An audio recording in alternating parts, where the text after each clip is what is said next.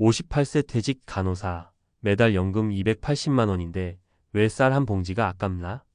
은퇴 후 예상치 못한 진짜 현실 이야기. 한 달에 연금으로 280만 원 들어오는데 왜 자꾸 돈이 모자라지? 이런 말 어디선가 한 번쯤 들어보셨죠? 아니면 지금 이 글을 읽고 계신 당신이 직접 하고 있는 말일지도 모르겠어요.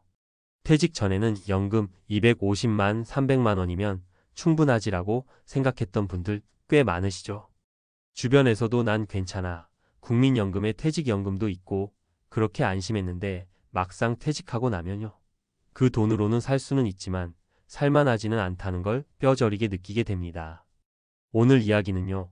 바로 그 예상치 못한 은퇴 후의 현실에 대한 겁니다.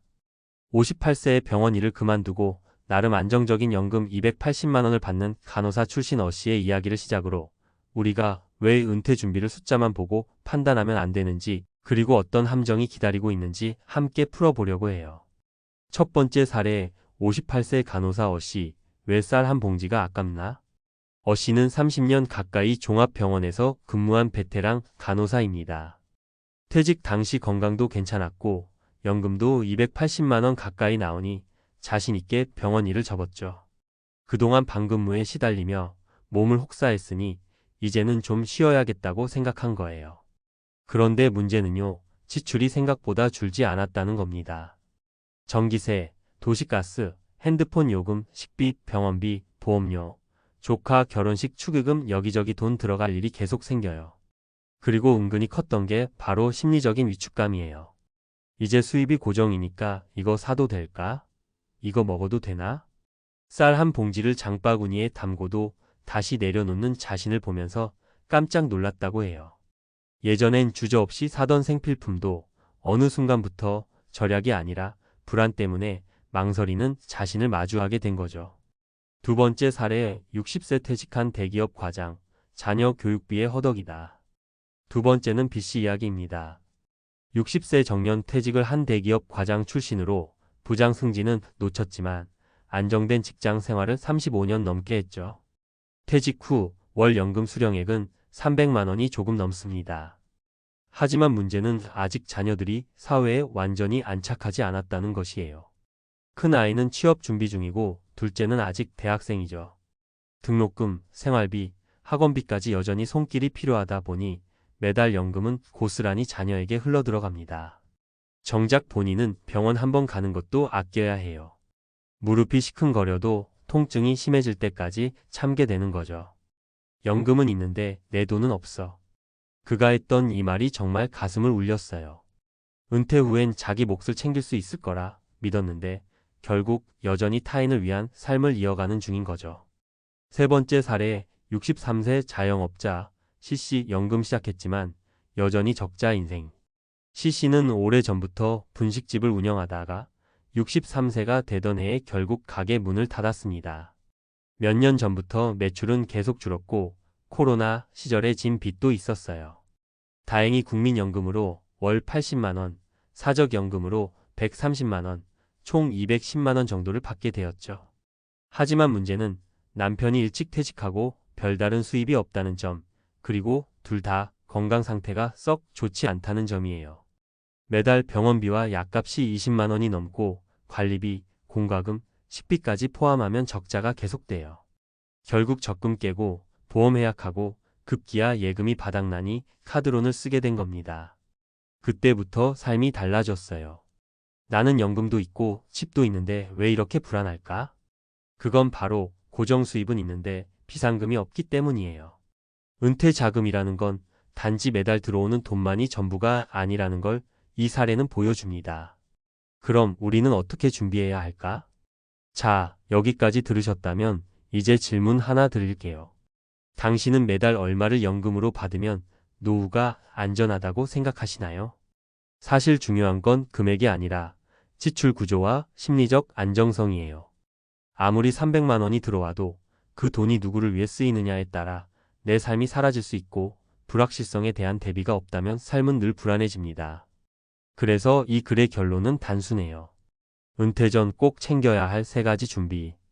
비상자금 따로 만들기. 연금 외에도 긴급 상황에 쓸 수 있는 자금, 최소 6개월 1년치 생활비 정도는 따로 확보하세요. 이 돈이 내 삶을 지키는 방패가 됩니다. 지출 구조 조정 훈련하기. 퇴직 전부터 소비 습관을 조정해 보세요. 없어서 줄이는 것보다 익숙해져서 줄이는 것이 훨씬 덜 고통스럽습니다. 자녀와의 재정 독립 선언하기. 은퇴 자금은 부부의 삶을 위해 준비한 것이지 자녀의 백업 계좌가 아닙니다. 도움은 최소화하고 가능한 한 일찍 재정 독립을 돕는 것이 오히려 그들의 자립에 도움이 됩니다. 마무리하며 280만 원의 연금 결코 적지 않은 금액이에요.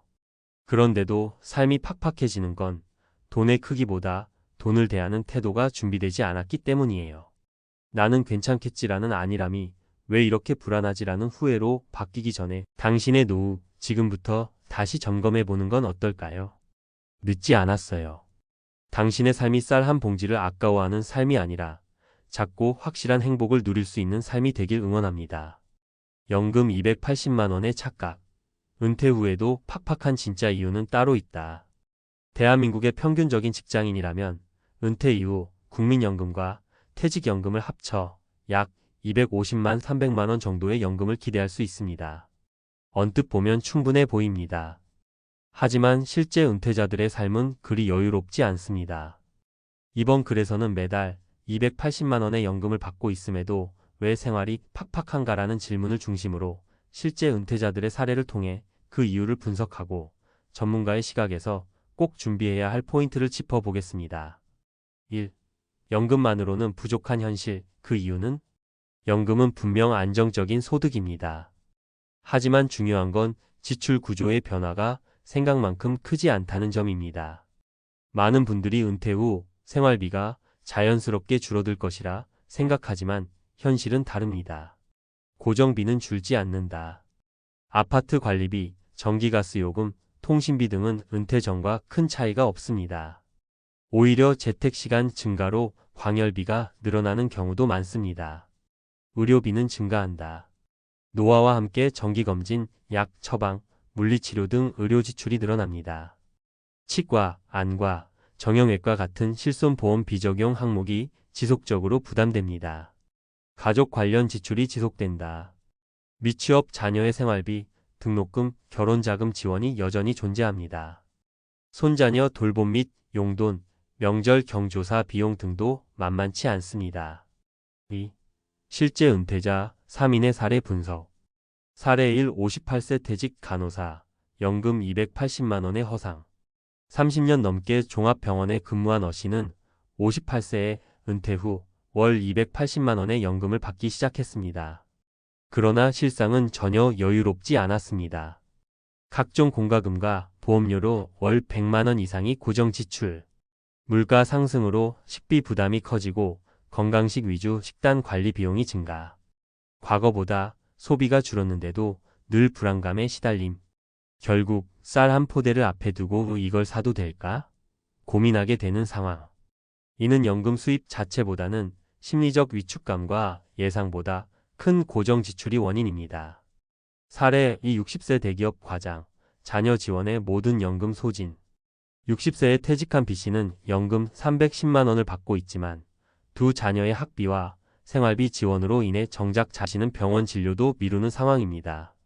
자녀의 재정 독립 지원으로 연금 전액 소진. 배우자 역시 경력 단절로 별도 소득 없음. 나는 연금이 있지만 쓸 수 있는 돈은 없다는 고백.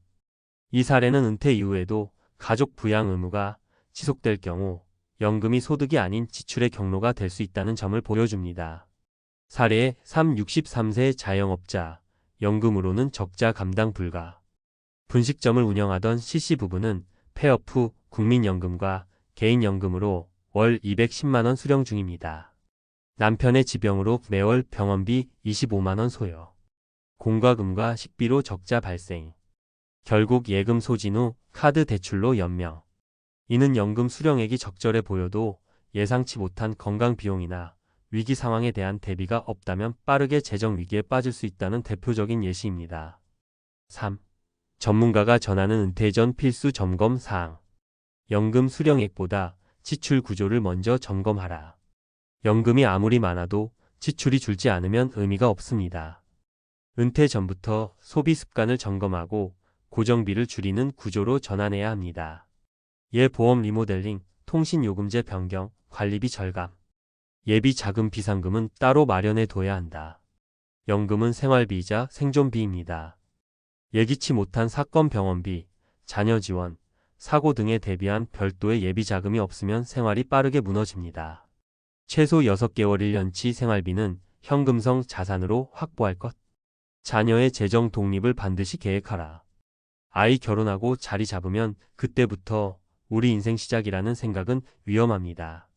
자녀의 재정 독립을 은퇴 전부터 유도하고 부모의 자산은 철저히 부부의 노후를 위한 용도로 관리해야 합니다. 마무리하며 연금은 안정의 끝이 아니라 시작점이다.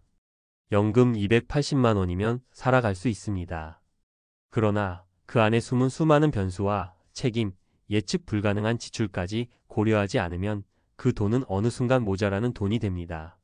노후를 풍요롭고 평온하게 보내고 싶다면 지금부터라도 숫자 중심이 아닌 삶 중심의 준비를 시작해야 합니다. 단순한 금액이 아니라 지출 관리와 심리적 안정을 포함한 통합 설계. 연금 외에도 예비자금, 취미생활, 건강관리 등 종합적 관점 필요. 그 누구도 우리 노후를 대신 챙겨주지 않습니다. 불안한 노후를 막을 수 있는 유일한 방법은 나 스스로의 점검과 준비뿐입니다.